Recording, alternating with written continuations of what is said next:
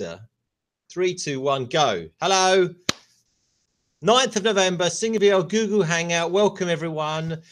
So what we're going to talk about today. Right. The first thing is, remember, we're CPD accredited. If you want a CPD certificate, give us a call afterwards, and we will happily send you a CPD certificate. Next, don't forget to sign up to our YouTube channel, and you will get on-screen notifications every time we do a hangout or we put something up for sale. In fact, we've also got an on-screen notification now of everything we have for sale at VIelle. I'll talk to you about that later. And if you haven't already listened to one of our podcasts and you've got trouble sleeping, just listen to one of the VIelle podcasts. Although today's will be very exciting and will keep you awake all night. So sign up to receive our emails, get our on-screen notifications, and you'll be in touch with us. Right, who's online today? Right, we have the normal team of Dale Henry. Hi, everyone. We've got Ed. Afternoon. We've got half the Scottish office with Graham. The better half, but hi. Yeah, we've got James Morris-Manuel. Hi. Do you know what? I'd love a double-barreled surname. I think it's great. And Stuart Loggie, one of my old friends in the game, who's taken his glasses off. Look, if I take mine off, I can't see anyone. That's the problem. Back on again. Okay. So, what would be your double-barreled name, by the way, Neil? Isn't your full name your first dog? Singer VIelle. Neil Singer VIelle. Yeah, that's him. That's what we'll call you from now on. Neil Singer VIelle. Okay, so look, what we're going to do is we're going to run through what's been going on in the market, and then we're going to talk to all our special guests, and they're going to pass on their wisdom. So that will take 10 minutes. So first of all, let's talk about the markets. Dale. Hello. I'm going to share screen, and why don't we run through York, Fort William. When we get to Rutherglen, Graham, you can jump in.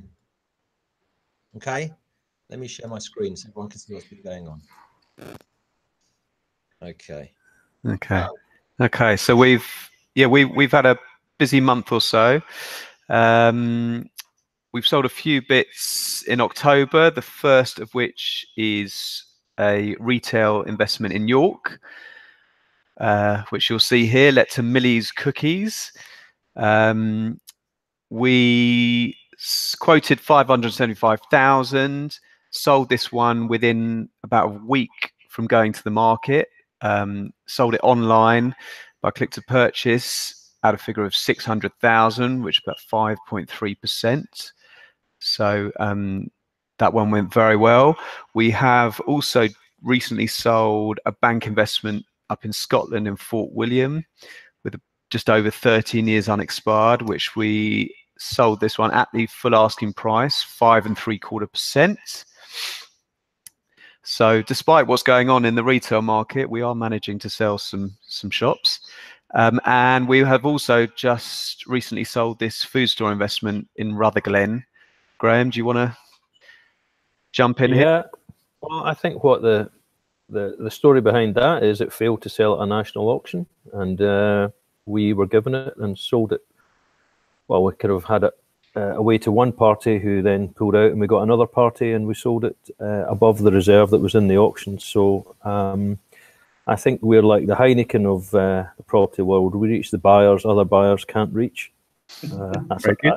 That's for people with long memories of these very dodgy Heineken adverts. Or is it Scottish? Right. It'd be special brew then. Right. What's on the market? Let's go. What's on the market? Okay, I'll get a quick run through what's on the market. Quite a bit. We've got this McDonald's investment in Walsall, which is just under 13 years unexpired. McDonald's have just extended the lease. We have got some interest in this one. As you see, we're quoting about 5.5%. We've just launched this really nice Children's Day nursery investment in Greater London in Watford, let to Bright Horizons, who are one of the biggest childcare providers. Really strong covenant, 12.5 years unexpired.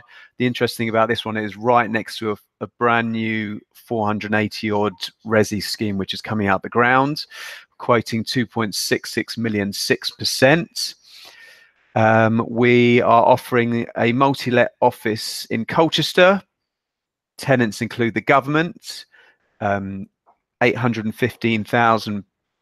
Oh no, sorry, that's wrong. We're guiding £730,000, and we're offering this for sale by auction in a few weeks' time, unless sold prior.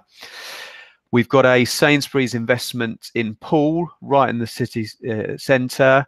Modern units, about 5 years remaining on the lease at 6%. Really nice restaurant in Beaconsfield, which for those of you who don't, is a really affluent London commuter town with over 18 years unexpired, no VAT payable, and we're asking 2.695 million, which is 4.6 rising to a guaranteed 5%. So anyone looking for some just very attractive long dated secure income, you should have a look at this one. We've got a little shop in Teignmouth down in Devon, let to Subway, which we're asking again, we're offering for sale by auction, guiding £300,000. That one's coming up for auction next week. We've got a London retail and residential development opportunities, as you can see here in Stoke Newington, which we're going to best offers on next week, with quite a bit of interest in that one. What else we got? This shop in Ealing, as you can see, let to Cancer Research, so great income. Let till 2024, £440,000, 5%. And I think just to finish off, we've got a supermarket and retail warehouse high yielding in Peterlee, let to Lidl and Pound Stretcher, showing 10%, just over £2 million.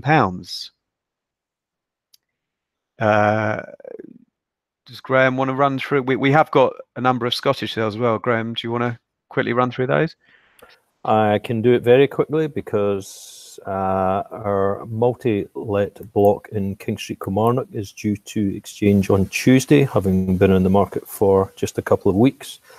Our Airdrie soft play area, that is due to settle hopefully next week. It was supposed to settle today, but it looks as if it's drifting into next week. Fraserburgh is due to settle today.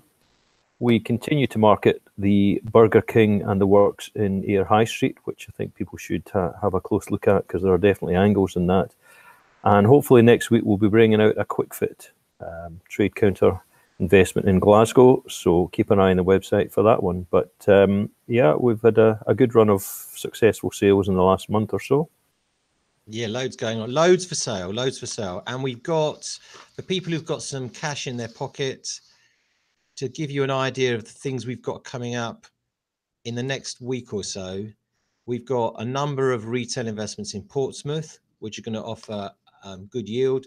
We've got some more properties in Scotland, up in Perth. We've got some retail up in Leeds. We've got an industrial in a place called Cown. Where is Cown? Wiltshire, of course it is. We've got retail and residential in Dagenham. We've got retail with office conversion to residential coming up in Enfield. And we've got a big block of retail in Worcester. So there's going to be a lot of property for sale at VIelle within about a week or so. So fill your boots for Christmas. Right. So that's what's been going on with us. Let's talk tech. Shall we start with Stuart? You're welcome to jump in, as you're a tech guru of old. You're welcome to jump in any time. But I thought we'd start with James. James, sort of give us a bit of a rundown about Matterport. I've got your website up here, James, to show people actually. Oh, can we hear you? Perfect. Let me share the screen just so people can see what Matterport is. Sure. And then we'll come, and then we'll. This is the. Was there anywhere you need me to specifically go? No, I thought you were going to start to do the whole pitch then for a second. But if you jump in, if you click try it on the website, it will load up a model for you to walk through. This is a residential model. And as you can see, And then Neil, if you just would like to just have a walk around, Oh, I can have a walk. Right? Can give you a bit of a background. So Matterport was founded in 2011, and essentially we invented a 3D camera that enables you to capture properties, giving the customer or anybody on the website the ability to walk around as if they were actually there. They can judge size, space, dimensions. You also have points of interest within the media so that you can highlight any key features. And we sold our first camera to the market in 2014. And since then, we have the cameras that are operated by either agents or photographers have captured over 1.1 million properties globally.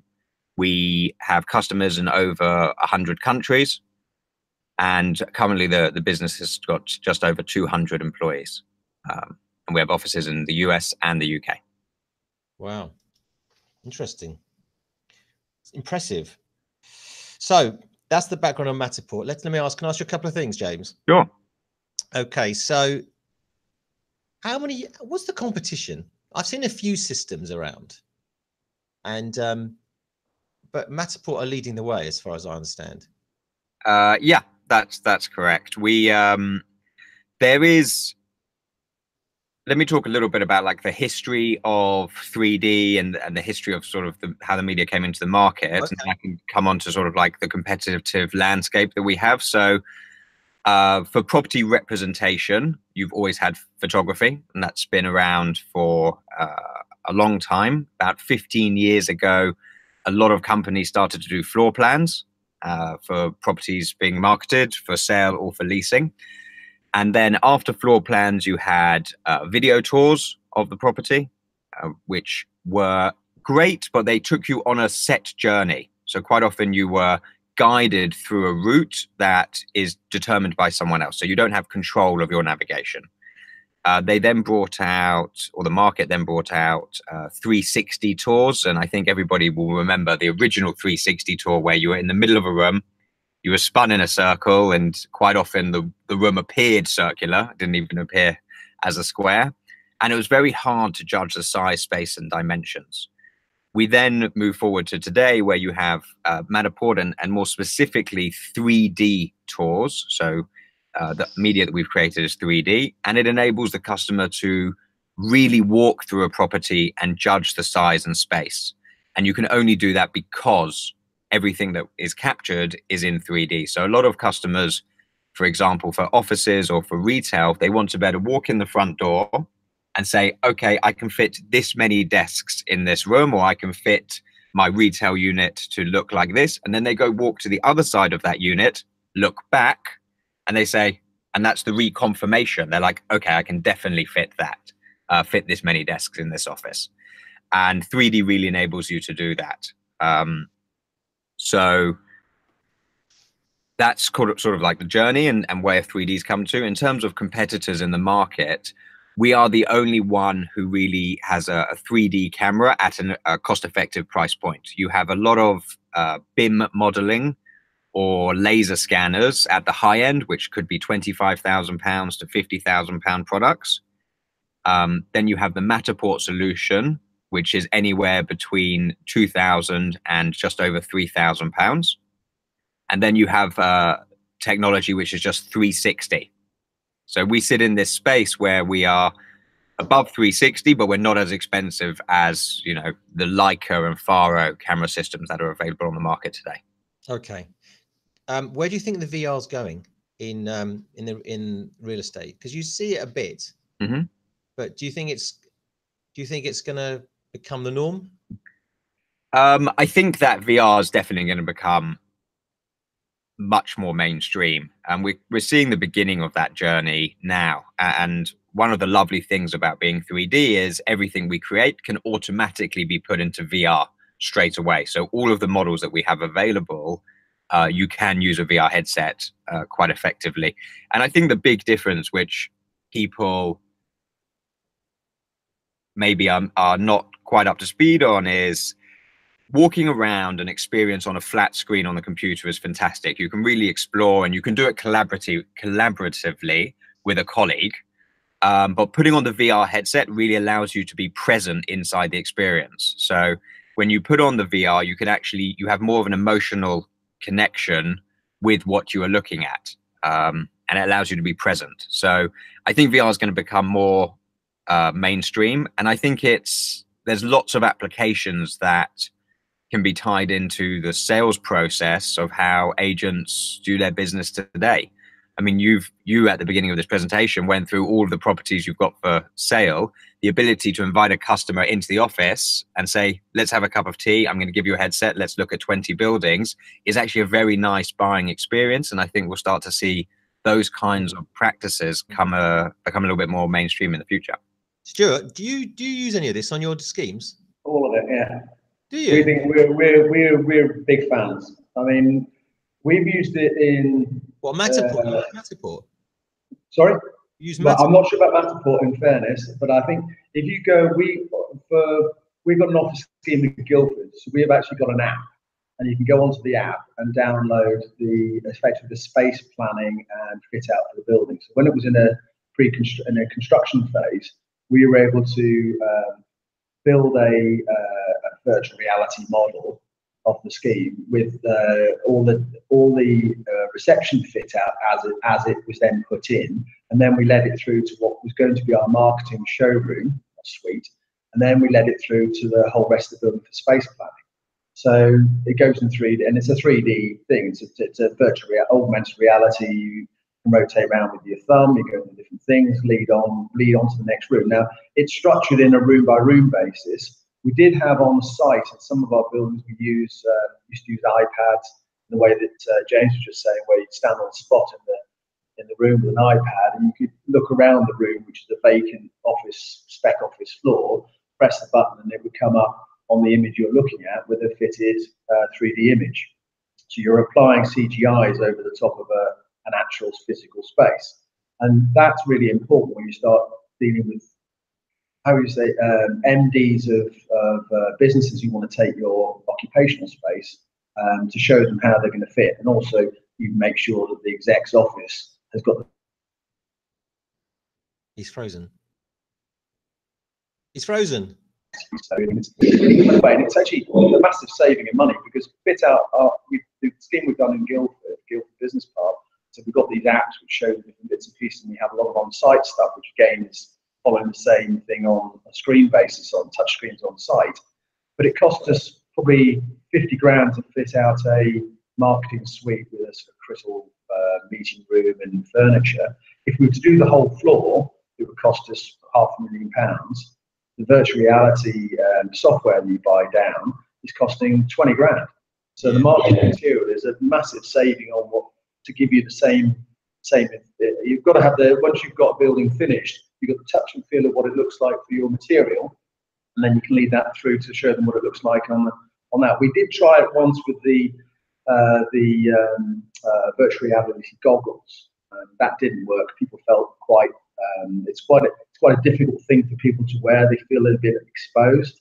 So it was much easier when the technology improved to go through just use it on an app basis or through flat screens. Have you seen the new Johnny English film?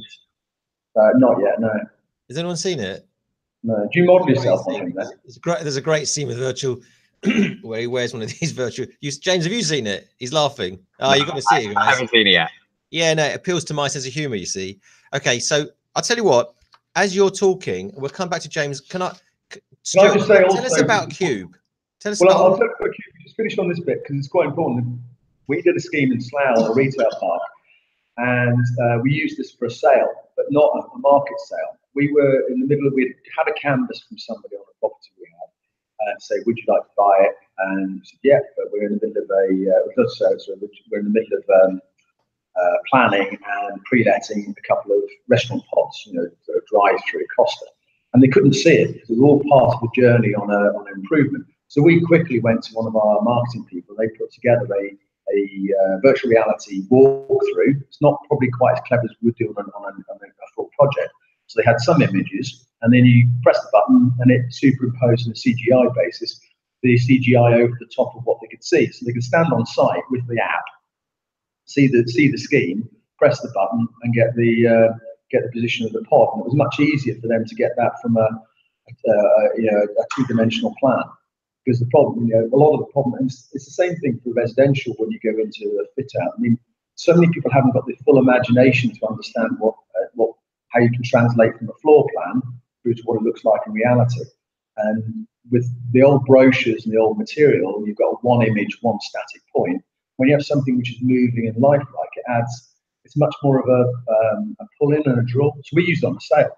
We got a good price, and we've delivered. And funny enough, it's just finishing now the actual development part of it, and it looks like the CGIs. I mean, these things are not meant to be a fluff. Who's selling it? Oh, we sold it 6 months ago, but no, we sold. But we had a canvas. We weren't intending selling it. We've got this canvas, and we thought, well, actually, it's too early. But we wanted to take the approach, so we spent 20 grand on getting this material put together. Yeah. Because it was a basis. We didn't want to have a sale. If we're going to enter into one of the sale, we want a price. The truth is, I've got a couple of comments about the walkthroughs. James, I want to ask you a question, all right? Because I was talking to an agent about this, one of the big firms who I think they might be using Matterport. I won't say who it is. And I said to them, what happens when you're doing a house? It's a great way for a robber to see what they want to nick in someone's house. It's true. No, seriously. So if you're doing a walkthrough, first of all, how do you know it's the property that you think it is? Right? Has it got some sort of credibility stamp? Quite an interesting point, because it might, you're in Australia and you want to buy a flat in London, and with a Matterport walkthrough, you actually don't need to come and see it. So is it actually the property you're buying? And secondly, the security aspect of it. You must be, I don't know if it's got implications on GDPR and all that business. Okay, so in terms of, a nice hand grenade, isn't it? Yeah, I was going to say, wow. Thank you.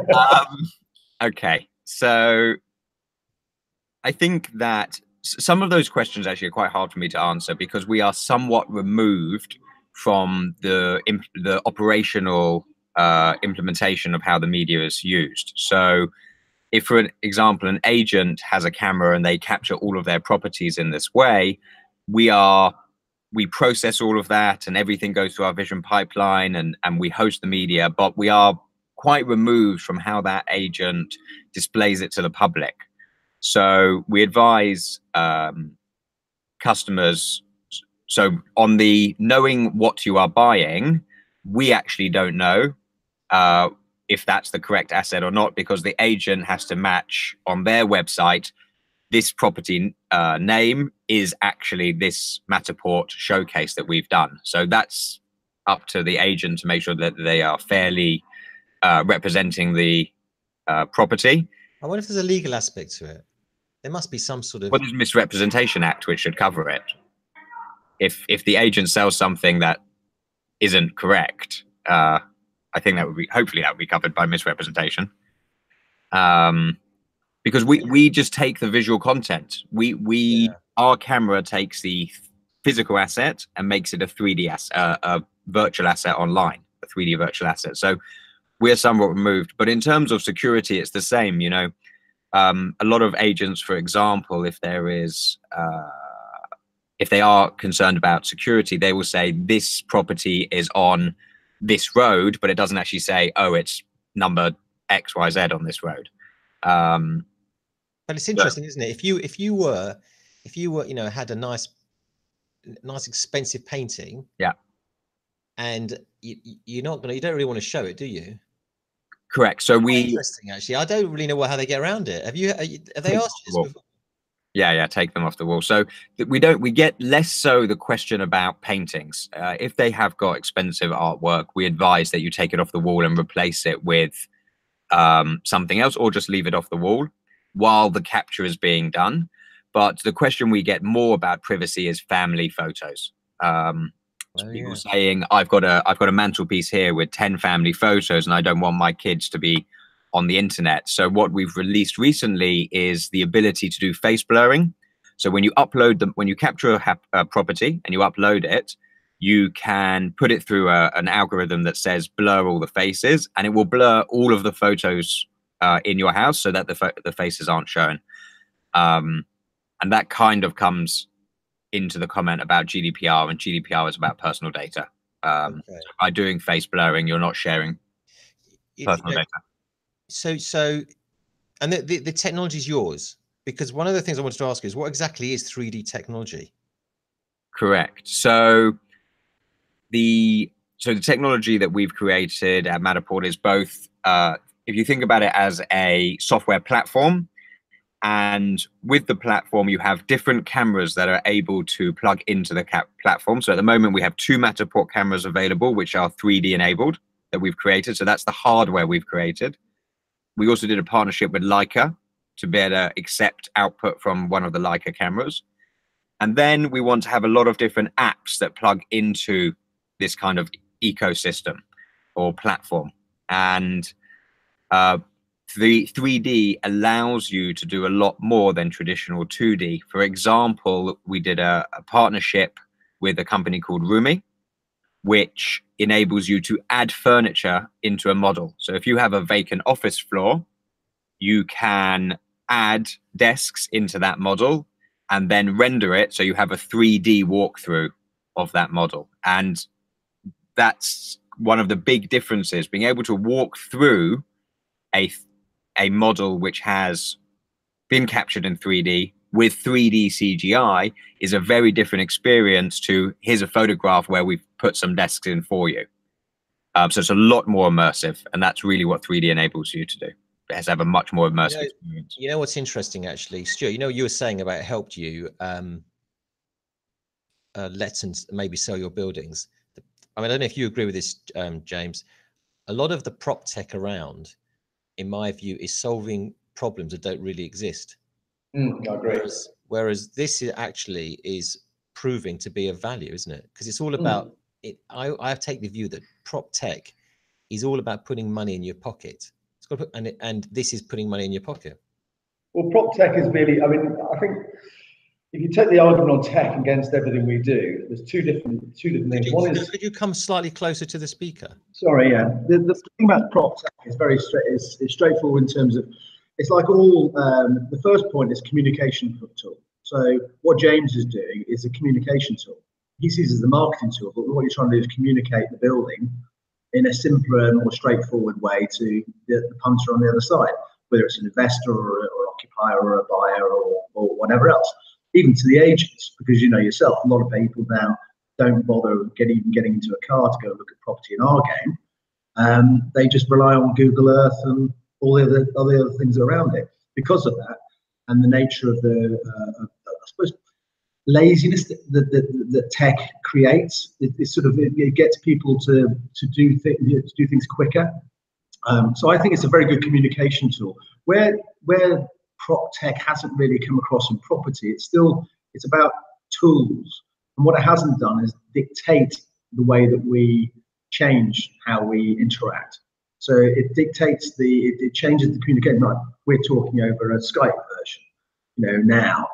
That's a different way than when you and I grew up of using the telephone. Very few people in my office use the telephone anymore. They have to use something which is either on the phone, where you handheld and use the thumbs, or it's an email. And the old-fashioned way of interfacing, even just having a coffee with somebody, is sort of goes out the way. Now, I think a lot of these things, you have to augment traditional systems. And things like what James's product, especially with the 3D camera, which is very clever, is it augments traditional, marketing material, and it makes our jobs simpler and quicker, and it goes hand in hand with that communication point. Second thing about prop tech is that where there's a massive amount of data everywhere. Now, this is where your system with click to purchase and the blockchain behind it, and the way that you market property is clever, is because what you're doing is you're taking the technology and you're using it to make the position more efficient. You're taking the data you're gathering from that marketing process and making the process more efficient. More efficient for you, you're selling quicker, selling better. That's great for you for turnover, it's better for your clients. But it's all about data, and it's applying that knowledge. I mean, that's where when you start getting into the next stage of this is where's technology going to affect our businesses? When are you going to be able to determine that a buyer has got a requirement for a property asset and sell them that property asset more directly than necessarily relying on them to acknowledge themselves that they're coming to you and saying, I want to buy a shop, whereas you're going to them and saying you should be buying a shop. That comes back from their data, their background, their buying habits. I don't know how many of your the guys who are buying through click to purchase are repeat buyers, as opposed to one-offs. I would say rare, actually. I would say one-offs. Yeah. I would say. Well, what we're doing as at VIelle, because of our position in the market, we're often selling to people who we don't actually necessarily know. Yeah. It does remove that uncertainty of, are you going to do the deal or not? I mean, there are some people, yes, look, there are some people, of course, and there are some people who've bought a couple of buildings off us. No, yeah, it works. It does work very well for the buyers, actually, that you've not come across before. What's also interesting is that we're seeing now, because of we're trying to sell click to purchase to other agents. We haven't got a sales team, but we've been doing it very gradually, and we're getting quite a lot of take up now in Ireland, interestingly enough, with Savills and Lisney using it in Ireland. And I'm not sure who they're selling to, but Lisney just did a deal on Wednesday for €2 million by a tender online, and it's certainly moving forward, actually. So I think what I think is that you're right. I think technology is all about efficiency. I think it is changing the way people are behaving now. I think that our whole industry was very slow to change, but I think there's now sort of a rush to adopt the change. I mean, you must have seen a change, James, in people knocking on your door. I'm guessing that your sort of interest has sort of gone like this I reckon in the last 12 months. I bet it's taken a movement up. Was that a good prompt? Yeah. Yeah, I think the market's definitely moving, and part of the reason why I sort of got into this space is, and I don't know if we've told everyone, is my background's Cushman & Wakefield, and I was a retail agent there, and that's how Neil and I originally met. But I remember one specific story when I went up to Newcastle to show somebody a retail unit, and this was before the fast train, and it took 3.5 hours to get up there. And I remember walking through the door, going 10 feet inside the unit, and the client went, "Nope, not for me." And that was it. And it was a 3.5 hour train journey back, and it was a whole day out the office. So in terms of like the media and what Matterport's able to do, you're right. It's about speeding up the sales process, saving time, saving costs, and also ultimately helping that agent differentiate themselves in a competitive market to help them win the instructions. But in terms of prop tech, where it is and the interest, companies are much more advanced now. We've been in this space for nearly 7 years, and in the last 2 years, I've seen a big uptick, like you described. People in traditional agencies or in property companies are realizing that their business is never ever going to look the same again, and tech has the ability to help them pull their even if it's simple stuff, just systems and processes from an operational point of view. Tech is really able to help them, bring those systems forward and speed up time and efficiency. And, I remember when I was an agent at Cushman's, the statistic that came around recently is, 80% of an agent's time is spent doing administrative tasks, and 20% of the time is spent doing deals and negotiating, which is what the real value of agency, in my opinion, is. And tech is going to help companies turn that on its head, so that 80% of the time is done negotiating and 20% of the time is spent on admin. And it should really help a lot of businesses move forward from a time and cost perspective. I'm going to bring up, as we're on tech, which is my favorite topic, Stuart, as you were early in, weren't you? Before I ask my question to both of you, and guys, Ed, Dale, Graham, if you've got anything, if you want to throw anything in, don't be shy. Don't be shy. So you were in tech a long time ago, weren't you? Yeah, yeah. So what? Just because I'm gonna, what is it you did? What was it called again? Ours was called UK PIP. Myself and Matt Clark set up, and it was basically an online marketing website. It was partly protectionist because at the time nobody knew. I looked and thought tech's going to change the way I run my business, and I was an agent at the time, and we were doing a similar thing to what you're doing now, which is selling.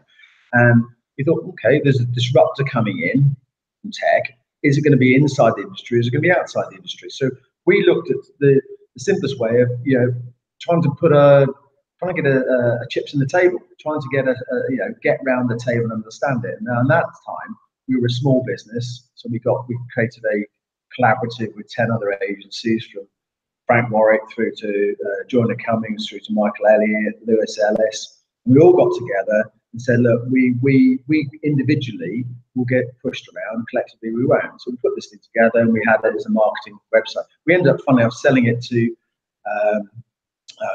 what became PropX, which then became CoStar.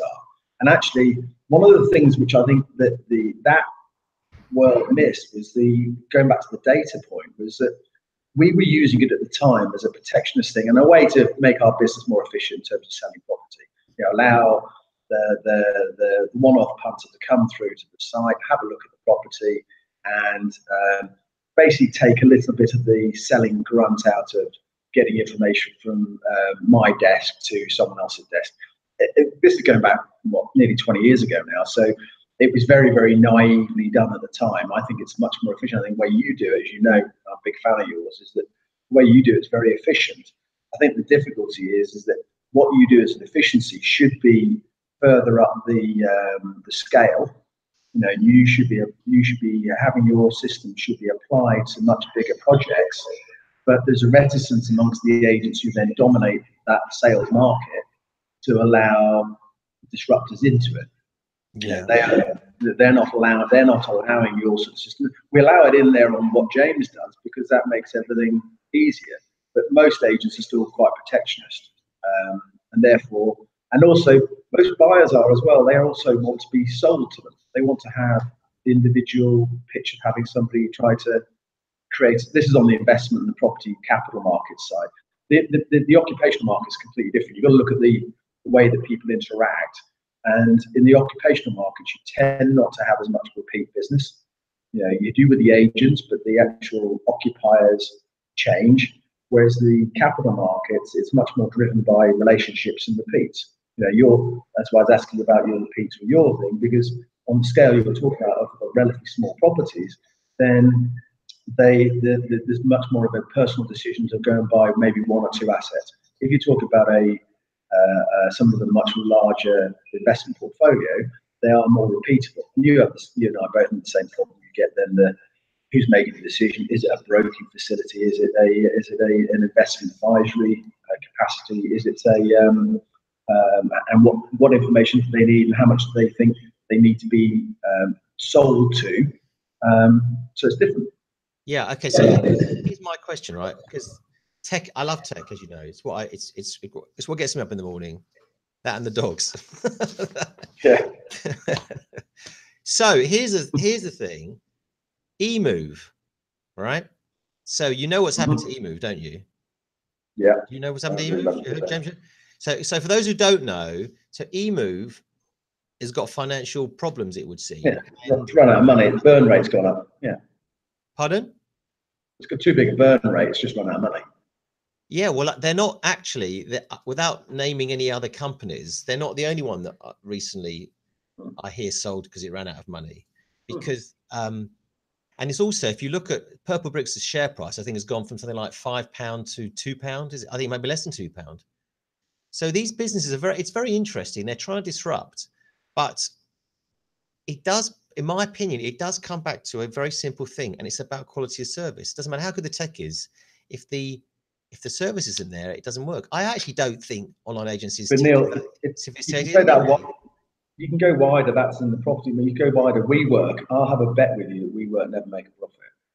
You know, based upon their share price, because they're worth 17 billion, and to justify that as a market cap, they're going to have to do other things. They're never going to make enough revenue or profit to justify that share price. It's the fact that people see it disrupted the way people are collaborating, and they would view the same way that Facebook has now become and Google become much more multi-channeled in terms of their offer, away from the fact that one started as a search engine, one started as a social media app. They end up cross-selling. And I think this is where you get into the question of the marketing websites like Purple Bricks and EMEA. It's more, is that going to be sold to Saga, who then would use it as another channel for selling their insurance products? You know, it's all about multi-channels. You know, and vice versa. Why did you mention Saga, Stuart? Well, it's just my age. Yeah, I started to get the letters. It's so annoying, isn't it? It's just driving. I know. So frustrating. I actually insured one of my cars through them because it was cheaper. And I tell you what, it was one of the worst checks I've ever had to write in my life, having to write a check to Saga for something. I did think that. I thought, take me out and shoot me. No, I know I'm online. I shouldn't be admitting this sort of stuff. But anyway, but we're getting away from it. I think tech's really interesting, but I think it's a question of application. I think data, and if you look at this is the point I was trying to make about WeWork and Facebook and the rest of it. It's all about data. They're gathering information which someone else wants, and they might not want it for the primary facing product. You know, so if you've got people, for instance, through click to purchase and through the marketing that you're doing, are making decisions to pay 2 million quid, 3 million quid, 4 million quid, 5 million quid for an asset, they're wealthy. You know, therefore, someone else would want that data and be able to then multi-channel that data through. Equally, you would want the data from Killick & Co. from their private IFA network for exactly the same reason. And I think you're right. It's all about data. It's about collecting data, big data, and seeing through that. It's a bit like going on. You're online and you're going through, I don't know, biggest website in the world, Daily Mail website. You know, and the amount of times you'll go onto something like that, just look at a news story, and you'll notice that, blimey, they've managed to put into the top corner the holiday company I was looking at 2 days ago, trying to flog me a holiday because they've obviously sold the data that's been gathered through Google or through Microsoft or wherever your service provider is to the company to be able to go and replace the screen ads. And it's very clever. I mean, and that cross-selling is, I think, is much more. Property doesn't do it. Property doesn't cross-sell very well. It doesn't use its data as well as it should do. Yeah, I think the EMEAs of this world were looking to do cross-sell. I think that's what they were trying to do, because you can't make money selling a house and charging £500. It's impossible. No. So I think they were very much looking for the cross-sell. But you're right, the burn rate's enormous. In terms of something like WeWorks, it's interesting. You're right. WeWorks has got a huge valuation. Yeah. Huge valuation. I think the service office space is really interesting. I do think it's just going to grow and grow and grow. Actually. Well, if you take something like Charlie Green at the Office Group. I'm in one of his buildings. Yeah, Charlie's a great bloke. And they're a great bloke. Him and Ollie have done a brilliant job of their business, but they do a proper business. They make a profit. They're going into building. They're using real estate to make money. They're using their services to make money, and they understand how to service their clients. They're like, fun enough, Regis fundamentally make a profit, but Regis isn't sexy. Charlie's company is, WeWork is, and it's a question of how they do it. Now, Charlie's probably got a better chance of becoming the unicorn because he's got a business which fundamentally works, and then he can just adapt it and then take all the things that WeWork have got in America and over here, which is some sexiness, and move that into other areas. It's very difficult to know how to monetize. How would you like hype? Yeah. And that's where WeWork works. Yeah, no, you're right. Yeah, absolutely. All right, so that's okay. Anyone got any questions about tech? I was just gonna add. I mean, that's sort of the difference between the value of what is a brand, to better push these valuations beyond. The difference between Charlie's business, the Office Group, and Regis, for example, is all about branding. And I noticed that Regis is actually going through a bit of a rebrand, some of their buildings to be called HQ, and I think everyone's trying to up the ante on how they're perceived in the market. But I think just wanted to follow on your point on data as well. Facebook have done something very interesting recently, which is, I don't know if anybody's seen the Facebook Marketplace where you can buy and sell different items. They've just done a collaboration with Zoopla, where you can now buy and sell properties inside the Facebook Marketplace, powered by Zoopla. Heard about it, yeah. And it is, I mean, and I think the reason why I wanted to mention it is the ability, the data that Facebook have about an individual is just incredible. You know, you post a photograph of a baby scan, and Facebook know you're going to need a bigger car, you're not going to need a bigger house, and they know what they can start to advertise to you. And it's really incredible if you think about how much information they have about your birthday, about your life, you know, the cycle that your life's going through and what you may need in the future. I think that this collaboration on the marketplace for properties is going to be very interesting. I agree. Do you think Google are going to go into property? From a tech point of view or from a building point of view? Agency. Because I think they would, if they did. I mean, it would be. I think they're much more powerful than Facebook. I suppose Facebook could do it as well in a way.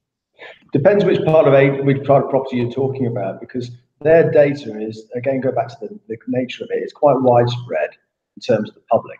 So you've got everything from 13-year-olds through to 95-year-olds. It isn't the same thing. If you look at commercial property, particularly, tends to be very specific. There's quite a lot of maths that goes on behind it these days. I mean, one of the things you'd ask is, are Google going to go into city trading? Why are they not doing the old, IG index and having tracker funds? Because they've got as much ability to buy and sell online shares as anything else. And they haven't gone into that yet. So I think going into financial markets is difficult. I think going into the advertising and marketing of property, so you take the purple bricks model and so forth, then frankly, if purple bricks is worth a couple of million, Google's going to say, we'll have that. And they'll do it, frankly, they'll do it better because they've got a bigger database and they've got more power. They've got, people sitting there. Where can we monetize this? How can we disrupt? Who can we take out? So I don't think they'll replace. I don't think that they're more likely to replace the intermediary at the moment with the online thing. I'm not necessarily certain. I'm still not certain that you're going to see purple bricks replace Foxtons. I mean, the Foxtons problems on their turnover share price is a reflection of the property market, not necessarily a reflection of the impact of tech. Whereas the impact of tech on retailers is apparent because 25 to 30% of their turnover is going to be done online because it's a change to habit on certain types of product. Still means there's going to be 60, 70% of their trade is going to take place in real bricks and mortar, but it's a disruptor. So to answer your question, I think there is a chance of Google doing property if they think it's worthwhile, they make some cash from it. But financial instruments, commercial, what you do, unlikely. Okay, I've got your execution service should be of interest to them. Yeah, I have. If you do know anyone at Google, Yeah. if anyone's watching, and they know if anyone's watching from Google, 0207. Don't forget, they're always watching, Neil. Actually, they are always watching. We're in a Google my Hangout. wife, actually, honestly, my wife, she will literally say something like, "Oh, I want to buy a saucepan or something." And the next thing you know, there's an advert comes up on her phone. I know. Yeah. How do they do that? I mean, I'll tell you what, it's very worrying what they're listening to at my house. I'll tell you. Well, they say in retailing, you're going to walk down to the shopping mall of the future. Yeah, they're obviously all problematic, mainly through management. I think I don't think they're created very well. I mean, shopping centres should be created by somebody. And so I didn't hear that. What did you? Sorry, Stuart. What did you say? Shopping centres and shopping experience needs to be curated by somebody.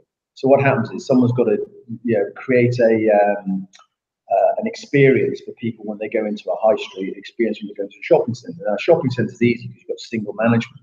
High street's more difficult, but when you walk into a shopping centre in the future, when you're walking down and somebody says, Neil, you need to have a new purple tie, you'll look in the window of a shop which doesn't have anything in it apart from purple ties, because they know that's what you've been looking at online. They know that's your habit, one of your habits. they'll be looking at. It could be very dangerous. It could be a nightmare, mate. You honestly got to clean up your history. But no, it wasn't me. It was someone on my. They say that literally they're going to. I remember seeing there was an article about Bill Gates a few years ago where he bought the Getty Image Library, but he said that people won't go out. His view was people aren't going to go outdoors. He bought Getty Images so that he could then replicate the experience of outside inside. So he then had this database, a library database of people. Then you'd walk through the house of the future, and all the walls would just be transparent images of countryside or people or whatever. And it's all that sort of stuff. I mean, you can future-proof anything if you like and worry about it until it happens. But okay. Short term. Okay, I've got. I want to talk predictions. Can I talk predictions? I think I might have mentioned this before. Here's my prediction. Right. So you're saying WeWork will never make a profit. Yeah, that's your prediction. Okay. Here's my prediction. I want to share screen with everybody. Here's my prediction. Okay. Oh, why's the sound come on? Let me turn the sound off. Right. This.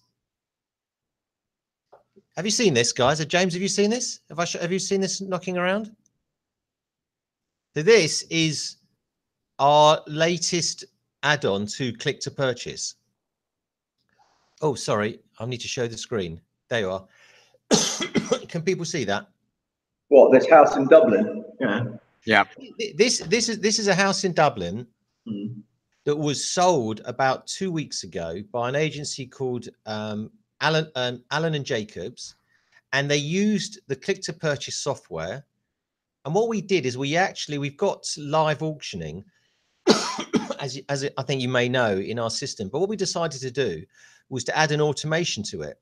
And we added a bot. So now, rather than an agent typing away to emulate the experience of standing in an auction room, our bot, Gabby, we have Gabby because of AI, is the artificial intelligence auctioneer. And what she does is she controls the bidding process, and she will reduce the increment, and she will interact with the buyers, and she will encourage them to bid, etc. And then she closes the sale. What was this? The reason I'm just showing this one is this is the first AI auction that was done, I believe, anywhere. And of course, afterwards, it was then recorded in blockchain. So we combined our AI and blockchain. But the reason I thought this, you nicely brought me through to this, actually, is I just happened to have it on hand to show people, is my prediction is that whilst you're saying WeWorks will never make a profit, my prediction is the ballroom auction will be closed in 2 years. There will not be any physical auctioneers, in my opinion, within 2 years, because why would you bother going to an auction again? There's no point. And in fact, whilst auctioning online is gaining momentum with the eBay style auction, I personally don't like the eBay style auction because I think it's reinventing the way people auction property. What we did here was we literally just took the traditional experience and we just put it online. And the other advantage, I think, by having it in this fashion, by having things in an electronic audit trail, is that it's completely accountable and it's completely transparent. If anybody ever turns around, I mean, how many auctioneers have said to you, "Oh, Mr. Loggie, I'm sorry, the last bid was just below reserve." It's funny, isn't it? It's always just below reserve. It's never half of reserve. It's just below reserve. It's all off the wall. You've got no audit trail. Where you've actually got complete transparency, where the whole world is going. The whole world wants transparency in any action now. And I think that's why the auction room is going to close, amongst other reasons. There you are. So that's my prediction. It's not as dramatic as maybe as WeWork never making a profit. No, but I think what you're saying is the same thing. You're taking, I mean, there is a human experience side of going to the ballroom auction, where you get somebody who gets wound up because of the nature of the room and their nerves and everything else. If they're in their front room doing it, they haven't quite maybe got that same adrenaline rush, which pushes them onto it's a little bit more calculated. Not sure, actually. I'm not sure. Yeah. I bought a car on eBay, and I can tell you it was just as stressful as being in the room. Does it still work? It does still work. But I mean, you do feel the exact same. I felt the same emotions as standing at the back of the room putting your hand up. Okay. Yeah. As you do in property. Yeah, but were you nervous, right? So were you nervous that you were actually bidding against a real person? Yeah, I mean, I think that is an issue, but I think eBay eBay have a lot of processes in place to make sure you're not bidding against bots, just pushing the prices up. I mean, there's nothing illegal. There's nothing illegal in auctioneer taking bids off the wall. It's perfectly normal. You're not allowed to do it in Ireland, actually. Interesting enough. So those bids that you saw were all real bids. It depends on the local law, actually. In Scotland, Graham, you're allowed to bid. Auctioning in Scotland is a whole new game, because auctioning in Scotland, when the hammer comes down, that's not the actual legal contract. Well, interestingly, I was reading somebody's auction rules recently, and they put in that once the hammer comes down, you have legally bought that. And so there are, I think it is the misconception that people think once the hammer's down, you've bought it. But as you and I know, you have to sign for it. And so it was interesting to read that. But hopefully we'll get around that very shortly. Yeah, well, I'm working on it. Don't worry. I'm working. Okay. So, should we talk about the market very boringly? We've got loads to sell. How's the market in Scotland? I know you're buzzing, aren't you? I think the market is, I kind of liken it now to maybe a wee bit what it was like before independence and relating to Brexit. There are people nervous and sitting in their hands, but other people still see it as a time of opportunity and are wanting to buy. And I think if it's priced correctly, there are buyers out there. There's still a lot of people sitting on cash who want to buy, without a doubt. So it's challenging, but it's there to be done. It's definitely there to be done.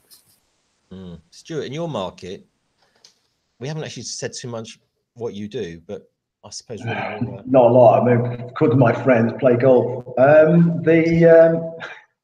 I mean, that's successful. You made that. No, I mean, our market at the moment is actually focused mainly on our existing portfolio and getting that right. So, our activity is much more on marketing, and the market-facing stuff is finding tenants, dealing with the buildings, making sure we're coming and getting things home on time. The capital markets are quite difficult for us. We've sold a few things, and we've got one sale going through at the moment. That's because the assets are mature. But buying wise, it's very difficult, mainly because there's no large directional signs in what I do. I'm very much geared to if I'm buying something, because I'm buying a raw commodity, I fix it, I then sell it, and therefore, in that trading existence, you've got to have confidence in what you're going to be able to sell it for. You can do the short-term confidence of, you can see the current market and touch and feel demand now, but you've got to forward project that. And this is the big problem of the lack of road signs around, the fact that, we all talk about Brexit. Brexit's an absolute pain for a number of different reasons, personally and everything else, but it's here. And you just want the stability of a decision and a roadmap or a set of rules, so that everybody can then say, okay, that's how we're then going to engage with each other. That's how we're going to engage with Europe. It's how the interest rates are going to engage. It's how our exchange rates are going to engage. Oh, he's frozen again. To make decisions on their buildings and their building process, and then that feeds through to the investment market. At the moment, the investment market is dominated by people who are seeking a safe haven for their money. It's the cost of, the sort of my opportunity cost of funds means that I have to buy something, fix it, and sell it for more money. I have to make a profit, otherwise my business doesn't exist. Where a lot of the investors who are dominating the market is, they're looking for an alternative to, they want an income return. They're looking for, I would say, relatively passive returns. All the guys you're talking about who are buying and selling in the room or buying and selling online, they're probably just trying to park some money and getting a 5.5–6% income return. Do you know what? It varies. It completely varies on the product you're selling. Yeah, sure, I get that. Yeah, but I mean, I'm talking generically. I mean, if you take the institutional market today, talk about the bottom market. The institutional market is very, very poor. I mean, they're polarized around some very, very narrow requirements, which are either annuity based or very, very prime. And the definition of prime is very narrow, and there's very few of them buying. And in terms of people you and I grew up with buying, there's only 5 companies now. There used to be 55 funds. Yeah. They're all governed by the same management houses. But Yeah. if you take the next level down from that, which is either private family offices or sovereign wealth or some form of aggregated investment fund, and the REITs are quite a good example. Tritax or the regional REIT, the stuff that's been, they're all geared around just giving somebody some income.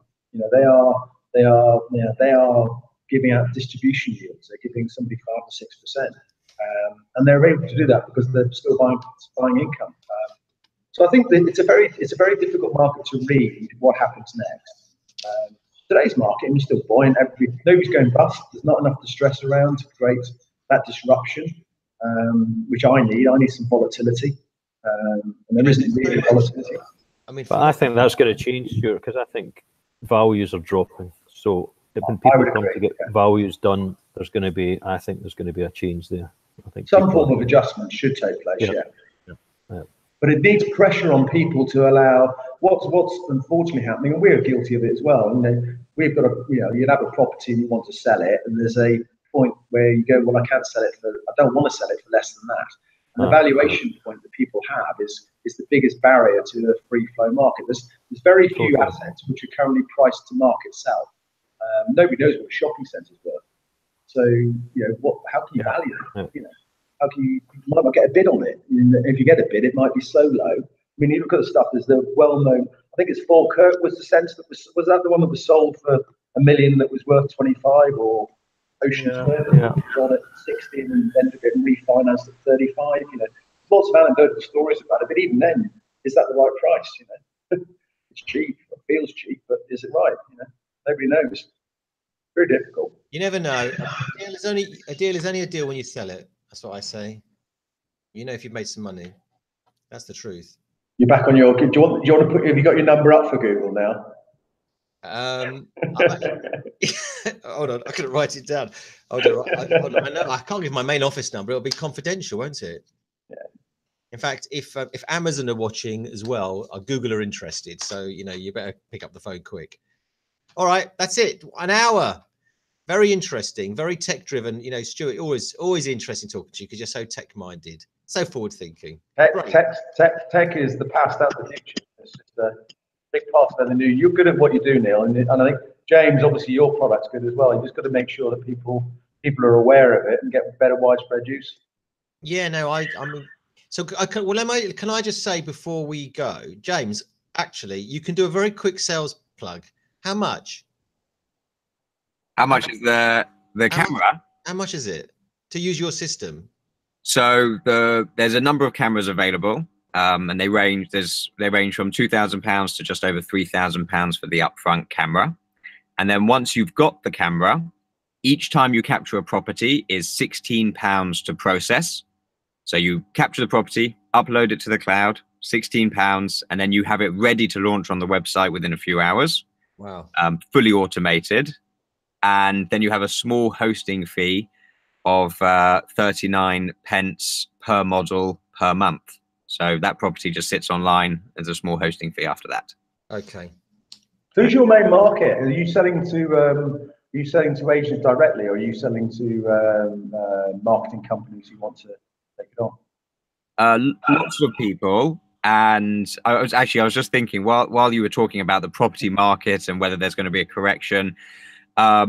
Our core market is residential real estate, but actually we are diversifying our segments because, although the bulk of our business is in residential, there are loads of applications. So a lot of hotels are using the media for selling rooms for holidays. We're doing a lot of architecture, engineering, and construction. Construction is a very interesting space because instead of using it to sell the property, they are just doing documentation. Every single week they'll capture the property, so they capture it when the plumbing goes in, and then they capture it when the electricity goes in, then they capture it when the screed floor goes on, and they build up a database of how that property was built. So we're moving into a lot of different sectors, and insurance is a very big industry now. Being able to show the fire damage before, capturing it with fire damage, and then capturing it once it's been repaired. So insurance is becoming quite a big segment for us as well. Interesting. All right. Anyway, so look, if anybody would like to meet Matterport and James, give me a shout, or anyone in the office, and we will be delighted to put you in touch. And I'm sure he'll do a good deal for you because you've been watching the VIelle Google Hangout. Now, remember, and if you want any development built and you want your money, if you want, you're looking for investors, Stuart? You're looking for backers? Always. Okay. Yeah. Okay. Well, as we, I'm not looking for any. I'm just looking for. I'm looking in my business. This is interesting because I'm looking for different ways of making my business more efficient, and that's why tech and everything that you're doing and James is doing is really important. It's far better to engage in that and say what the marketplace wants, because what the marketplace wants, often they don't know until they see it. You're ahead of the curve with what you're doing, especially, I think the blockchain is really important.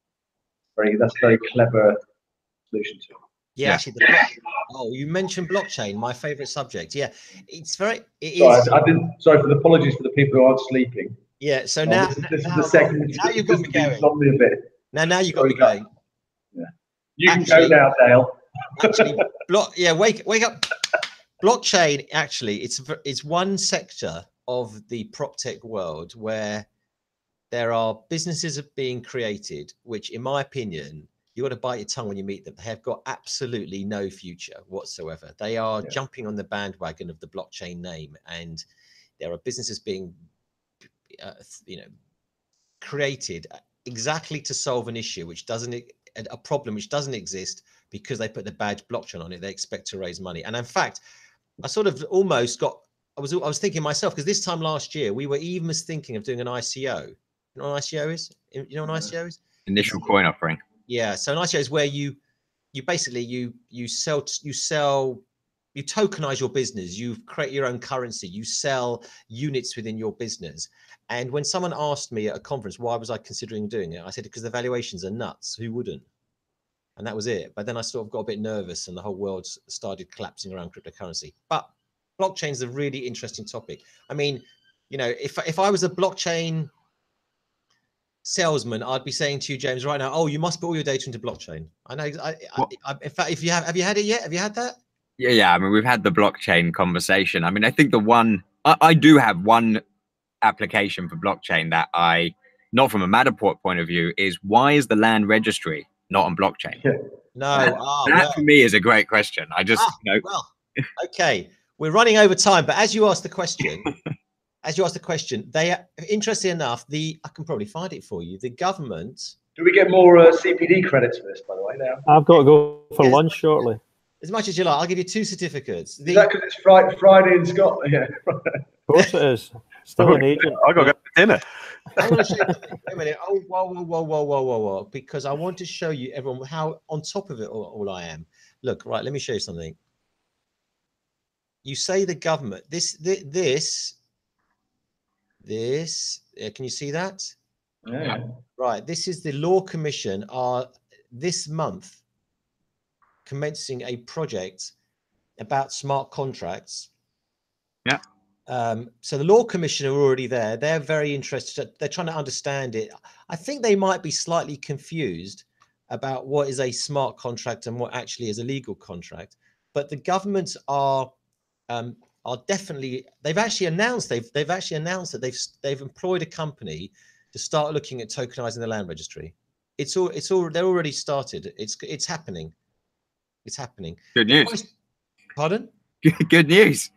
Yeah. The question is that, I mean, for us in a business, it's that we'll take the tokens, and when you sell a property, we'll move the token from one digital wallet to another digital wallet, and you'll have absolute proof of ownership. The people, I tell you who I've noticed, there's been a dramatic change of attitude relating to this is from lawyers. In January this year, the Law Society Gazette did an article about blockchain in click to purchase, and I had a tirade of abuse online from lawyers. It was unbelievable, and there were people saying, "Oh, Mr. Singer's writing anonymously, saying how great it is," and I just sort of, I wasn't involved at all. But with this year, by the end of this year, there are, I can tell you from the responses we get, a lot of lawyers are very interested now because they recognize they have to get on board. So it's moving very quick. It's moving far more quickly than anybody had realized. In fact, I would say that the PropTech wave started 3 years ago, but the tidal wave of interest in blockchain started about a year and a half ago. It's been phenomenal. I'd say it's come off a bit, but the interest level is huge. So watch this space. So James, your prediction is already coming a reality. Okay, guys, listen, 1:10. We better stop now. It's been great. Thank you very much for your time. If you want to develop a building or back one of the best developers around, Stuart Loggie, give me a call. I'll introduce you to Stuart. If you want a camera, to see you, to find your way around your house, let me know. I'll introduce you to James. Scotland, the man in Scotland. See you shortly. And then the team in London, you've got Ed and Dale and me. Thanks very much. Oh, I have to ask you a CPD question. Right. CPD, what's the name of the artificial intelligence auctioneer? So if you answer that question, you send us an email, we'll give you a CPD certificate. Okay, have a nice weekend. Thanks. Can I do that now then? Yeah, how much do you want? I've been